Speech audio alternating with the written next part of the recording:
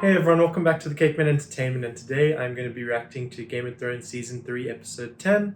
I obviously have reacted to, well, all of the first two seasons and the first 9 episodes of this season. You can check that link out above. Last episode, as we know, was the most shock I've ever had, I think.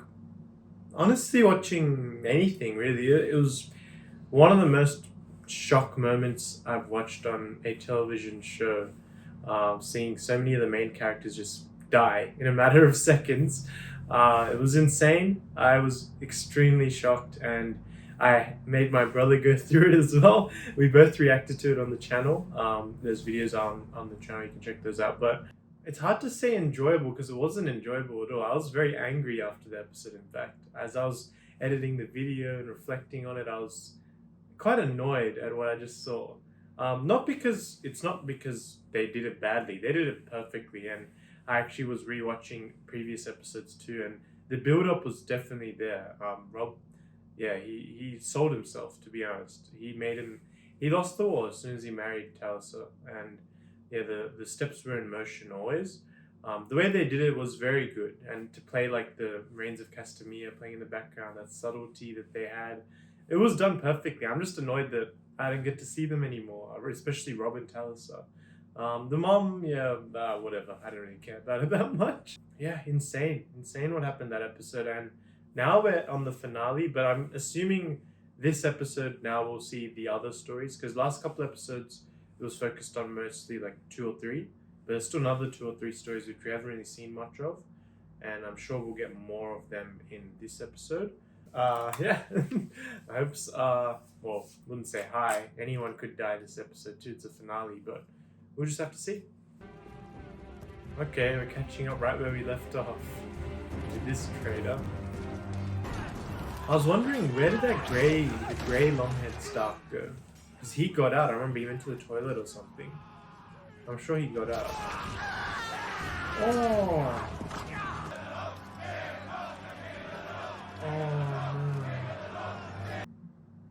Was that Rob's body on his wolf as the head?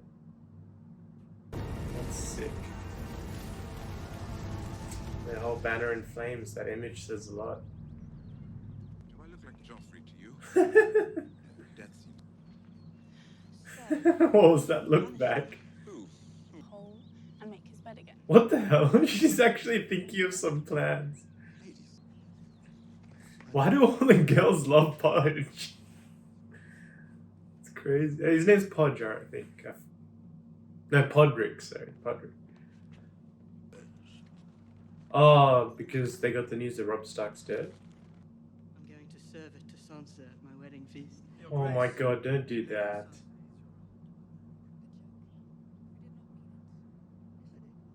Yeah. He did mean it, this bloody idiot. She's no longer. Remember that, you little monster. Tywin is being very quiet so far.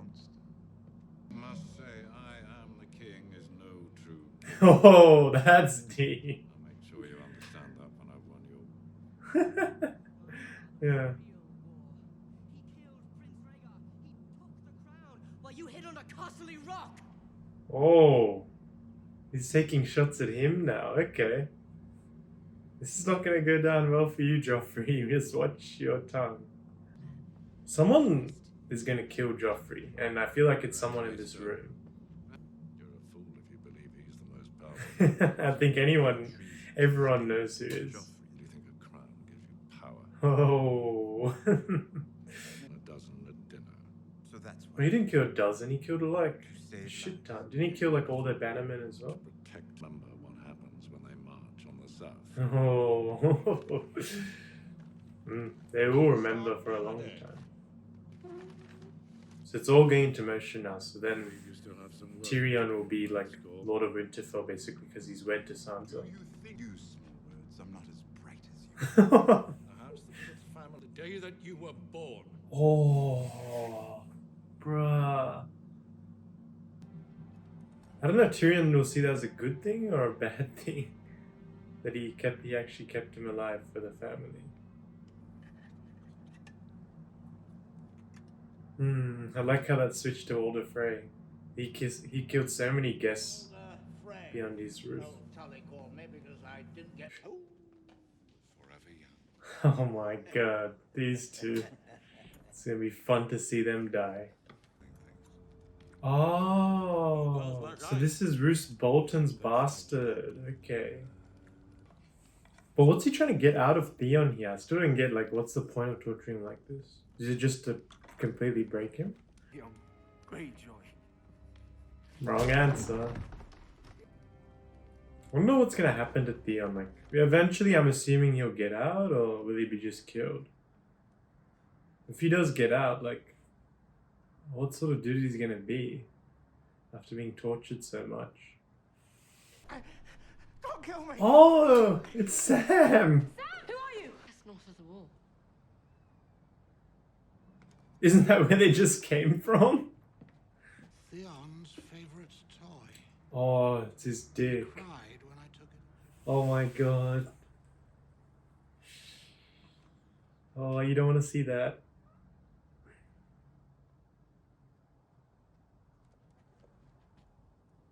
Who's sending the letter though? I wonder what his father is even. Does he even care about his son? I don't think he does. Disobeyed my order. Yeah, of course. But the sister does care.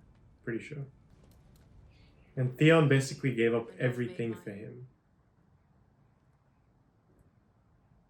I'm going to pick the fastest ship in our fleet. Oh, she's going for him. Okay. Nice. This is like the first time we've seen the stories like interlink a bit. They've all been like quite separated, but now Sam actually met Bran. Bringing the story together a little bit, at least. But it looks like they're separating again anyway. That is like the whole Game of Thrones, right? It's all the Starks being separated. Big words, no clothes. Would you have done? Big words, no clothes. And she does know the way. But maybe that is a better life being taken from this one. Follow. From sundown to sunup, visit 3 brothels a night, and away his father's money. Yeah, she Now actually it's has. just the drinking. Here only the family name matters. That's very true. Lord Ferris. You are a complication. Ah, I know. I mean, she is, yeah. And I know Sadly. it's true love not bought. Did Tyrion really send that? I don't think Tyrion would have sent that. Unlikely. Enjoying married life. Why hasn't she gotten married yet to that guy? A happy wife isn't trying to work out who deserves what. And before long, you'll spend the rest of your days weeping for each and every person in the world. There's nothing worse than a late. That's another way of saying that everyone struggles, right? A lot of people are getting things that they probably don't deserve as well, in this world especially. Even Joffrey. Even Joffrey. That's one thing that's like pure, like across anything, that mothers love. Marcella was born, and I suppose it will go on for quite a long time. They'll just go on forever. It's just a cycle of war until someone breaks that for peace. Oh! Ooh, oh! From you. Oh my god, it's his knife. She caught up to him? Oh shit, she actually hit him? I guess that's a sort of parallel to Robb Stark's story. That they were also true love, but he didn't go with her. And that's maybe what will keep Jon Snow alive, which didn't keep Robb alive. His name is Sam. Oh, same as him. That's sweet. But do they know what happened to the Night's Watch? Like, remember, I don't know, it was quite a few episodes ago now, but like they all like killed each other. Moon, why is there a G in night? I don't know. Just this. Yeah, that can be said about a lot of the English language. Why is there random letters that you don't even say? Scrolls. Evil men. Noble men of Westeros. It's so cute her teaching him. The night. 3 dragons, dragons and magic, said Davos. He had 3 My dragons. enemies have made my kingdom bleed. So that's parallel to Daenerys right I now. will not forget that. I must die. Well, he's made his choice. R.I.P. Gendry. The other way. Oh, that's funny. He doesn't. No, You know how to swim? no. He's Don't fall out. dead. He's not gonna make it. But what happened to those other Night's Watch that were like killing everyone? Like, where the hell did they go? They don't know that's Jaime Lannister? I mean, he does look a lot different with the beard and long hair and everything. But an old Jaime Lannister would have just killed that guy on the spot.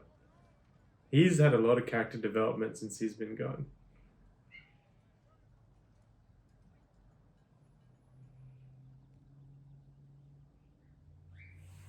Wonder if she'll be very happy to see him still.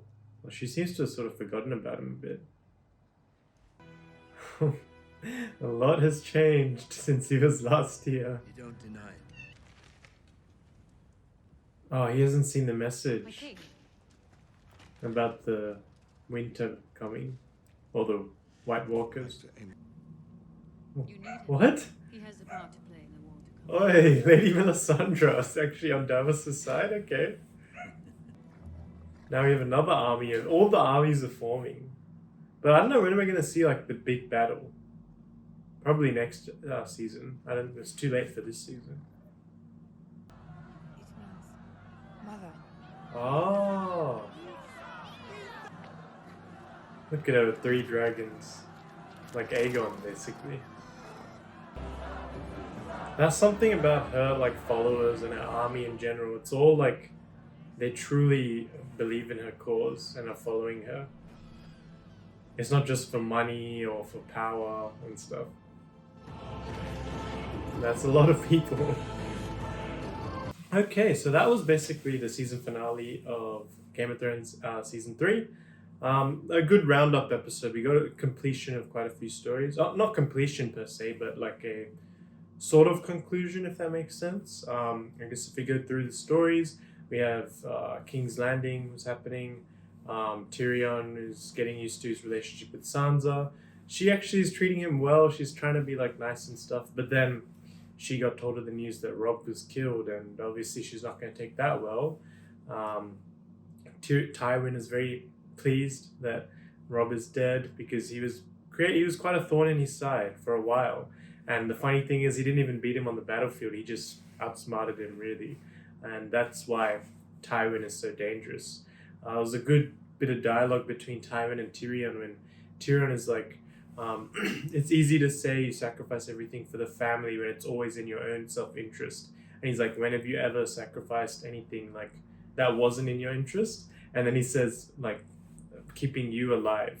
He wanted to kill him, but because he's a Lannister, he didn't. He kept him alive. So that was a decision for him. And we know that's true because you can just tell every time he looks at Tywin, he sees, I don't know, he doesn't underestimate him, but he sees like, there's disgust about it because he's like not only is he a halfling, but he also killed his wife. Well, he didn't kill his wife, but his wife was killed at the same time that he was born. And he sees like a connection between those, so he blames him for his wife's death. So, yeah, he holds a lot of hatred for him, but that was nice to see. And also, that meeting that they had, where the King Joffrey is getting pissed off at even Tywin. He said, oh, what did you do? Blah, blah, blah, when this was happening. You were just sitting at Casterly Rock. And then Tywin got a little bit angry there. And there was a good bit of dialogue there when Tywin's like, just because if you're a real king, you don't have to say, I am the king. Like, and that's relative in even real life. Like, for example, the greatest of all time in like different sports, usually they don't say they're the greatest of all time. You just know they are, or you know they're one of the greatest, at least of all time. That's very relevant. Same thing goes with the king.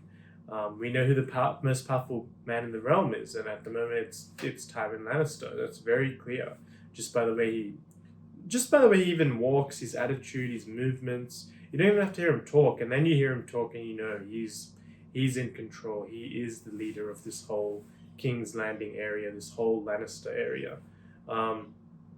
Then we got, I guess, still in King's Landing, Varys was trying to send Shay away. Varys sees Tyrion as the true leader, and eventually he can unite the people. And I see that too. Tyrion is a very good balance. He's still a Lannister. He's still got like, well, not really many Lannister qualities, but the good ones. But he balances it well. He wants to show respect always. He doesn't like that Robb Stark was killed like that. We mentioned that. He said it's not good to like kill someone at a wedding. Like, what sort of precedent does that set? But yeah, he's definitely got the right behaviors to be a good, successful king. Then we go to the other stories. We got a bit more Bran's side of things. I'll be honest, Bran's whole story and thing is not really... It's not very interesting to me at the moment. I'm sure it will get interesting. It's cool to see that he can power like wolves and stuff, and he has those cool powers that are warg, I think he is called. But I don't really know where his story is going at the moment. It's going quite slowly for me, and I am enjoying the other stories a lot more. So it's a bit of a... It sort of brings me out of it a bit when they go to his story. But I'm sure it'll get better as time goes along. We got a lot more of Stannis and the Red Witch and Sir Davos. Sir Davos let that kid go because they wanted to sacrifice him, and he got away. Gendry is what I'm talking about, and Gendry got away. Sir Davos was going to be executed, but then he gave him the letter saying that there's a bigger threat. It's not just the threat of these 5 kings. There's the White Walkers are coming, and then Lady Melisandre put it in the fire, and she's like, yeah, there's a much bigger war coming, and you're going to need to unite the people. And she even said that you'll need Sir Davos. That's the first time she's actually wanted to keep Sir Davos. So obviously, and then Stannis agreed with that. Then he's deciding not to kill Sir Davos. So that's interesting. I think the Night's Watch sent that message to everyone. So King's Landing will probably get it. King's Landing will get it, of course, and everyone else too. We got a bit more of Theon Greyjoy getting tortured. We finally figured out who Theon Greyjoy's torturer is, and it's Roose Bolton's son, who's a bloody psychopath, but he's just torturing Theon, and now we find out it's because he's threatening his dad, Balon Greyjoy, to give up like everything and just hide in the Iron Islands, because they want to fully take over Winterfell and the whole of the North. And funnily enough, Balon Greyjoy was one of the names that Lady Melisandre put in the fire with those leeches. And one of those 3 names is dead now, Robb Stark. 2 more to go, Balon Greyjoy and Joffrey. And yeah, as I was saying, I think Joffrey will be killed by one of his own family. Whether it be Tywin, Tyrion, Cersei. I just feel like someone in that room will kill Joffrey. Like, maybe in this upcoming season, something big is going to happen. And I guess the final story we got, I might be missing something. There was an hour there, so I didn't remember everything. But the last thing that we saw there was Daenerys uniting more people. And her army is just growing and growing and growing. There's so many people now in that army. But one thing that's different with her army than other armies is that her army, they see her as like a godly figure. They will follow her till they die. She freed them. And that's something that, like, money can't buy that. That sort of loyalty that money can't buy. They will fight to the death for her, all those soldiers. And she's got a very big army going together. She has 3 dragons as well. It's quite impressive. And it's like as she's going along, she's gathering more and more followers. And these are all extremely loyal followers. They could even take up King's Landing. Her freeing all these slaves. I like her whole objective and stuff. And the whole last scene reminded me of this time when I think Mike Tyson was talking about Floyd Mayweather, and this isn't the exact quote, but he was saying something about if you're truly loved by the people, you don't hide from them, you get embraced by them, something like that. And yeah, it's funny because you know how a lot of famous people, they're not scared, but they are fearful, and fair to them, but then you see there's some famous people, like, for example, Muhammad Ali or something, where they are embraced by the people and they want to be, like, involved in there. Like her just then, as she just went through without her, like, guards or her dragons. She just went through and she was lifted up by them. They show even more appreciation that she even trusts, she trusts all those people not to kill her or anything like that. And you could see her guards and stuff, her King's Guard, they were, like, a bit, like, iffy on it, but no, she was embraced by the people, and she has a very good army coming together. I was going to ask one thing. We got a bit of lore that Aegon had. He obviously had Balon, but he had 3 dragons. So, can people? Can you have 3 dragons? I thought you can only have 1, right? Or like, do those other 2 need riders, or are they also loyal to that one person, and they just attack like on behalf? But then you have one which you're like more closer with. Because I mean, as we've clearly seen, she's closer to that red one, but those other 2 are still with her. So will they stay with her when they're adults, or will they just go off and do their own thing? That's I'm not sure. But a very good season, and honestly, I think this season as a whole, I've enjoyed the most so far. It has gone on an upward stream. Like season 1 was pretty good, season 2 was better, season 3 is my favorite so far. We got a lot of character development from characters I didn't think would. Like Jamie was a standout, honestly, this season. His character development was very good, and I'm very keen to see where he goes in next season, how he acts in King. Like he's back where he started in King's Landing, but yeah, a very good season. Let me know in the comments below what you thought of this season. Be sure to like, comment, and subscribe, and I'll see you guys for season 4.